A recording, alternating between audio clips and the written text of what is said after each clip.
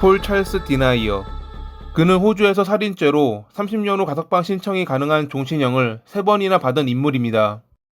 영국에서 호주로 이민 온 그의 부모님은 폴이 어릴 적 머리를 다치면서 폭력적으로 변했다고 말했습니다. 성격은 거칠어졌고 사람들과 잘 어울리지 못했으며 심지어 키우던 고양이를 죽이기도 했던 폴. 학교 친구들에게 자주 주먹을 휘둘렀던 그는 성인이 되어서도 여전히 한결같은 모습을 보여주었습니다. 취직을 한 뒤에도 동료들과 잦은 다툼으로 인해 그는 7군데의 직장에서 해고되기도 했습니다. 많은 사람이 그를 떠나갔고 만나기를 꺼리자 그가 선택한 것은 직접 누군가를 쫓아다니는 일, 즉 스토킹이었습니다. 1993년 2월, 프랭크스턴에 홀로 사는 도나 베인스는 최근 자신의 집으로 걸려오는 장난 전화에 스트레스를 받고 있었습니다. 그날따라 계속되는 장난 전화에 집에 있기 두려워진 도나가 외출한 뒤 남자친구와 함께 집에 돌아온 시각은 새벽 2시 무렵. 현관문을 연 그녀는 깜짝 놀라고 말았습니다. 가구들이 망가져 있었고 바닥에 처음 보는 옷가지들이 찢겨 있었으며 고양이의 시신이 널브러져 있었던 겁니다. 그것뿐만이 아니었습니다. 벽에는 "도나 넌 죽었어" 라는 글이 피로 쓰여 있었습니다. 결국 두려워진 도나는 이사를 갔고 이러한 짓을 벌였던 폴은 다른 상대를 찾기 위해 거리를 돌아다녔습니다. 그로부터 4개월 뒤인 1993년 6월 11일, 그날은 비가 매우 많이 내리던 날이었습니다. 폴의 첫 살인이 시작된 날이기도 했죠.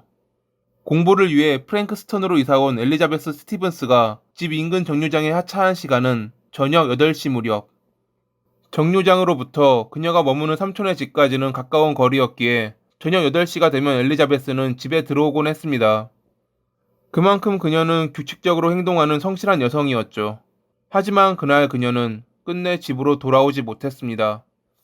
걱정된 그녀의 삼촌이 주변을 돌아다녔지만 엘리자베스의 모습은 전혀 보이지 않았고 결국 그는 경찰에 실종 신고를 하게 됩니다. 엘리자베스의 시신은 다음날 인근 공원에서 목에 집중적인 자상을 입은 채 발견됐습니다. 사건이 발생하고 한 달 후인 7월 8일, 일을 마치고 집으로 돌아오던 로자 토스는 공원 인근에서 폴의 공격을 받습니다. 하지만 로자는 침착하게 폴이 하는 말을 따랐고 그가 방심한 틈을 타 도망에 성공했습니다. 그리고 같은 날 밤, 낮에 있던 범행에 실패했던 폴은 주차된 차에 홀로 앉아있는 데비 프림을 발견합니다.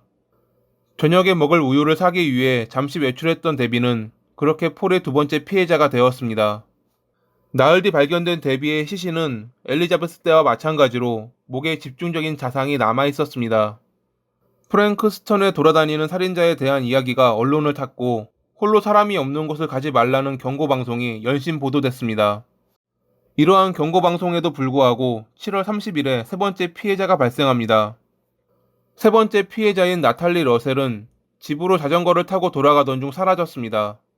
평소처럼 그녀는 외진 지름길을 이용하다 폴의 표적이 된 겁니다. 실종 신고 후 경찰은 그녀가 자주 다니던 지름길을 수색했고 철조망에 구멍이 나 있는 장소에서 몸싸움의 흔적을 발견했습니다. 흔적 끝에는 사망해 있는 나탈리가 있었죠. 앞선 사건에선 증거를 남기지 않았던 폴이었지만 나탈리와 몸싸움을 벌였기에 현장에는 폴이 범인임을 나타내는 증거가 많이 남아 있었습니다. 철조망에서 발견된 혈흔, 나탈리의 손톱에 남아있는 피부 조각, 게다가 나탈리가 실종되기 전 인근 도로에서 수상한 노란색 차를 봤다는 관할 경찰관의 제보로 경찰은 폴에게 더욱 빠르게 접근할 수 있었습니다.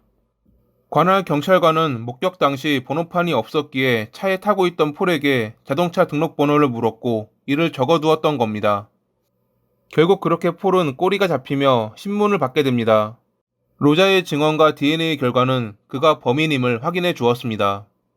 결국 폴은 자신이 프랭크스턴 지역에서 몇 년 동안 여성들을 스토킹했으며 어릴 때부터 여성들을 증오해 왔기에 범행을 저질렀다 밝혔습니다. 재판 끝에 폴은 30년 후 가석방 신청이 가능한 종신형을 3번 선고받습니다. 수감 생활을 하던 폴은 자신의 성 정체성에 혼란을 가지며 교도소 명령을 무시하고 여자 옷을 입고 화장을 하기 시작했습니다. 또한 성전환 수술을 받을 수 있게 해달라 요청까지 했다고 합니다. 나는 역겨운 범죄를 저질렀어. 내가 여자들을 싫어해서가 아니라 내가 남자라고 생각해 본 적이 없기 때문이지. 라며 자신의 범행 동기를 번복했다는 폴. 그가 평생을 감옥에서 썩기를 바라며 이만 글을 마칩니다. 오늘도 봐주셔서 감사합니다.